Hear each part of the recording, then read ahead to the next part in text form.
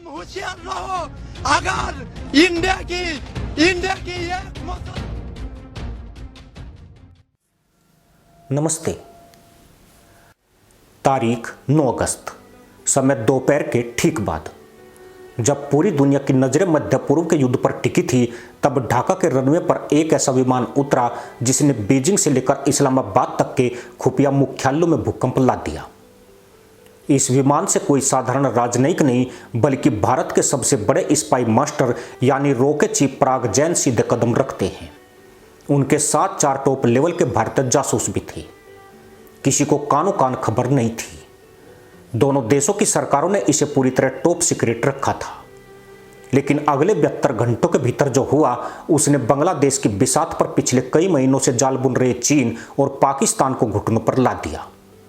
सिर्फ 72 घंटे, और भारत ने बांग्लादेश के पूरे पावर कॉरिडोर से चीन और पाकिस्तान को दूध में से मक्खी की तरह निकालकर बाहर फेंक दिया।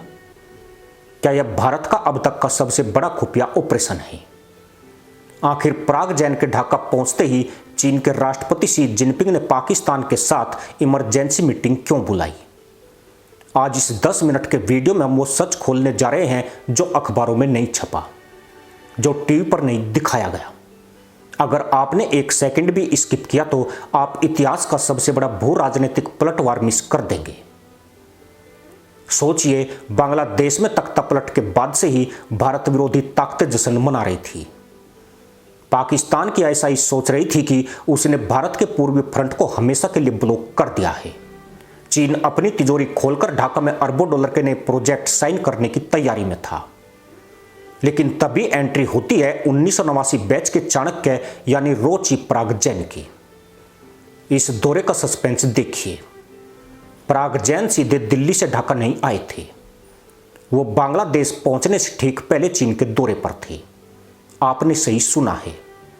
दुश्मन के घर में उसकी रणनीति को भांपने के बाद पराग जैन सीधे बांग्लादेश की मिलिट्री इंटेलिजेंस एजेंसी DGFI के बुलावे पर ढाका लैंड हुए। आंकड़े गवाह है कि बांग्लादेश में नई सरकार बनने के बाद से भारत और ढाका के रिश्ते बेहद नाजुक मोड़ पर थे। लेकिन भारत ने चुप रहने के बजाय अपने सबसे घातक मोहरे को आगे बढ़ा दिया।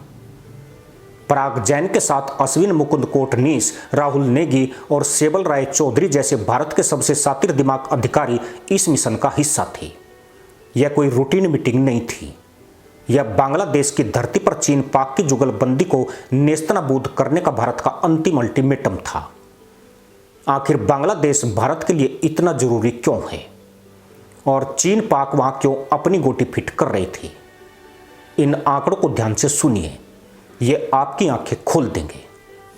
आंकड़ा नंबर 1, भारत बांग्लादेश के साथ 4096 किलोमीटर की अंतर्राष्ट्रीय सीमा साझा करता है। यह भारत के किसी भी पड़ोसी देश के साथ सबसे लंबी बॉर्डर है। अगर बांग्लादेश में भारत विरोधी सरकार बैठती है तो भारत के 5 राज्य पश्चिम बंगाल, असम, मेघालय, त्रिपुरा और मिजोरम सीधे निशाने पर आ जाते हैं। आंकड़ा नंबर 2, चीन ने बांग्लादेश को अपने कर्ज के जाल में फंसाने के लिए 26 अरब डॉलर से ज्यादा का निवेश कर रखा है। चीन का प्लान था कि चटगांव पोर्ट को अपने कंट्रोल में लेकर भारत के चिकन नेक यानी सिलीगुड़ी कॉरिडोर को दोनों तरफ से घेर लिया जाए।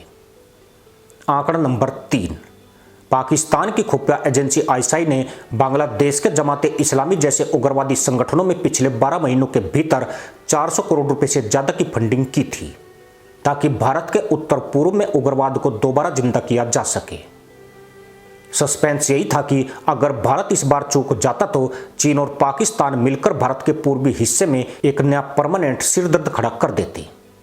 लेकिन भारत के रणनीतिकारों ने तय कर लिया था कि इस बार डिफेंसिव नहीं बल्कि सीधे अटैकिंग गेम खेला जाएगा। मिशन के पहले 24 घंटे सबसे ज्यादा खतरनाक थे। रो चीफ पराग जैन ढाका पहुंचते ही किसी होटल में आराम करने नहीं गए, बल्कि वो सीधे पहुंचे बांग्लादेश के प्रधानमंत्री तारिक रहमान के सबसे भरोसेमंद और ताकतवर defence adviser brigadier general retired doctor AKM Shamsul Islam से मिलने। एक तरफ भारतीय राजदूत दिनेश त्रिवेदी खुद प्रधानमंत्री तारिक रहमान से मुलाकात कर रहे थे, और ठीक उसी समय दूसरी तरफ बंद कमरों में रो चीफ पराग जैन बांग्लादेश के रक्षा नेतृत्व के साथ आमने सामने बैठे थे। इस बैठक में क्या बात हुई, खुफिया सूत्रों से जो खबर निकलकर आई है वो रोंगटे खड़े कर देने वाली है। पराग जैन ने बांग्लादेश के सामने वो खुफिया डोजियर रख दिया जिसमें चीन के जासूसी जहाजों की चटगांव पोर्ट पर आने की सीक्रेट टाइमिंग और पाकिस्तानी आईएसआई के एजेंटों की ढाका में मौजूदगी के पुख्ता सबूत थे। भारत ने साफ लफ्जों में कह दिया, व्यापार और कूटनीति अपनी जगह है, लेकिन अगर बांग्लादेश की धरती का इस्तेमाल भारत के खिलाफ हुआ तो भारत हाथ पर हाथ धरे नहीं बैठेगा। इस एक लाइन ने ढाका के पूरे सैन्य नेतृत्व को सन्न कर दिया। जैसे ही बीजिंग और इस्लामाबाद के रडार पर यह खबर आई कि भारत के रो चीफ और हाई कमिश्नर एक साथ ढाका में पैठ बना चुके हैं, चीन और पाकिस्तान के होश उड़ गए। सस्पेंस का मीटर यहां और बढ़ जाता है। चीनी खुफिया एजेंसियों को भनक लग गई थी कि भारत बांग्लादेश के साथ अपने सुरक्षा और खुफिया संबंधों को पूरी तरह रीसेट कर रहा है। आंकड़े बताते हैं कि पिछले 48 घंटों में बीजिंग और इस्लामाबाद के बीच 14 से ज्यादा हाई लेवल कॉल्स रिकॉर्ड की गई। चीन ने तुरंत अपने राजनयिकों की एक इमरजेंसी मीटिंग बुलाई। ड्रैगन को डर सताने लगा कि बांग्लादेश में जो 26 अरब डॉलर का दांव उसने लगाया था वो भारत के एक ही झटके में मटिया मेट होने वाला है। पाकिस्तान को डर था कि उसके पाले हुए आतंकी स्लीपर सेल्स का अब बांग्लादेश की सेना ही शिकार करना शुरू कर देगी। चीन और पाकिस्तान की इस छटपटाहट ने साबित कर दिया कि भारत का तीर सीधे निशाने पर जाकर लगा था। भारत ने बिना एक भी गोली चलाए सिर्फ अपनी खुफिया कूटनीति के दम पर बीजिंग के ग्रैंड प्लान की धज्जियां उड़ा दी थी। पर मामला यही खत्म नहीं होता। बांग्लादेश की नई सरकार लगातार शेख हसीना के प्रत्यार्पण यानी उन्हें वापस बांग्लादेश सौंपने की मांग कर रही है। चीन और पाकिस्तान इसी मुद्दे का फायदा उठाकर बांग्लादेश के लोगों में भारत के खिलाफ नफरत की आग भड़का रहे थे। उनका सोचना था कि भारत इस मोर्चे पर बैकफुट पर आ जाएगा, लेकिन रो चीफ पराग जैन ने ढाका की धरती पर पैर रखते ही इस पूरे नैरेटिव को पलट दिया। भारत ने दो टूक शब्दों में साफ कर दिया कि भारत और बांग्लादेश के संबंध किसी एक व्यक्ति या पार्टी के मोहताज नहीं है, बल्कि यह दो देशों के 140 करोड़ और 17 करोड़ लोगों का साझा भविष्य है। भारत ने बांग्लादेश की आंतरिक सुरक्षा, काउंटर टेररिज्म और इंटेलिजेंस शेयरिंग को मजबूत करने का इतना बड़ा ऑफर दे दिया कि बांग्लादेश की नई सरकार को समझ आ गया कि संकट के समय काम सिर्फ भारत ही आ सकता है, कर्ज में डुबाने वाला चीन या आतंकियों की फैक्ट्री चलाने वाला पाकिस्तान नहीं। अब बात करते हैं उन आंकड़ों की जिन्होंने चीन को इस रेस से पूरी तरह आउट कर दिया। चीन सिर्फ कर्ज दे सकता है, लेकिन भारत जिंदगी देता है। आंकड़ा नंबर 4, भारत बांग्लादेश को सालाना 1160 मेगावाट से ज्यादा बिजली सप्लाई करता है। अगर भारत एक दिन के लिए भी ग्रिड बंद कर दे तो बांग्लादेश का आधा हिस्सा अंधेरे में डूब जाएगा। आंकड़ा नंबर 5, बांग्लादेश का अस्पताल टूरिज्म पूरी तरह भारत पर निर्भर है। हर साल 5 लाख से ज्यादा बांग्लादेशी नागरिक इलाज के लिए भारतीय वीजा का इस्तेमाल करते हैं। आंकड़ा नंबर 6, भारत ने बांग्लादेश को 7 अरब डॉलर की लाइन ऑफ क्रेडिट दी है, वो भी बिना किसी छुपे हुए एजेंडे के। रो चीफ पराग जैन और भारतीय कूटनीतिज्ञों ने ढाका को यही समझाया कि चीन का निवेश एक डेथ ट्रैप है जो श्रीलंका और पाकिस्तान को बर्बाद कर चुका है। बांग्लादेश की मिलिट्री इंटेलिजेंस को यह बात समझ आ गई। भारत ने साफ कर दिया कि हम बॉर्डर पर शांति चाहते हैं, उग्रवाद नहीं। 72 घंटे पूरे होते होते पूरी बिसात पलट चुकी थी।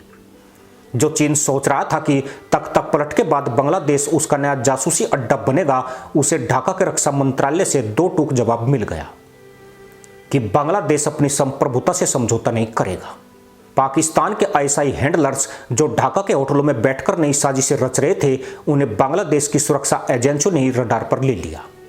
रो चीफ पराग जैन जब अपनी 4 सदस्य टीम के साथ वापस दिल्ली के लिए उड़े तो उनके पास ढाका से वो ठोस आश्वासन था जिसके लिए भारत ने यह पूरा खुफिया ऑपरेशन चलाया था। दिल्ली पहुंचते ही पीएम मोदी के साथ एक और मैराथन बैठक हुई जिसमें इस 72 घंटे के मिशन की सफलता की पूरी रिपोर्ट सौंपी गई। भारत ने साबित कर दिया कि साउथ एशिया का असली बिग ब्रदर और सुरक्षा कवच सिर्फ और सिर्फ भारत है। चीन अपनी तिजोरी के दम पर और पाकिस्तान अपनी नापाक साजिशों के दम पर भारत के भू राजनीतिक प्रभाव को कभी कम नहीं कर सकते।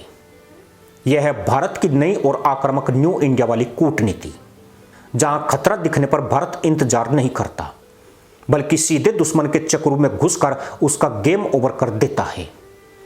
रोची प्रागजैन के इस सिंगल मास्टर स्ट्रोक ने चीन और पाकिस्तान के अरबों रुपए और महीनों की प्लानिंग को सिर्फ 72 घंटों में मिट्टी में मिला दिया। बांग्लादेश की जनता और वहां की सरकार भी अब समझ चुकी है कि भारत से दोस्ती में ही उनका फायदा है। भारत ने एक बार फिर दुनिया को दिखा दिया कि जब बात देश की सुरक्षा की आएगी तो भारत की खुफिया एजेंसियां सरहदों की परवाह किए बिना अपने दुश्मनों को आउट करना जानती है। अब आपकी क्या राय है? क्या आपको लगता है कि भारत को बांग्लादेश की नई सरकार पर पूरी तरह भरोसा करना चाहिए, या चीन पाकिस्तान फिर से कोई नया पैंतरा आजमा सकते हैं? अपनी राय कमेंट बॉक्स में जरूर लिखें। इसी के साथ अनुमति दोस्तों, जय हिंद, वंदे मातरम।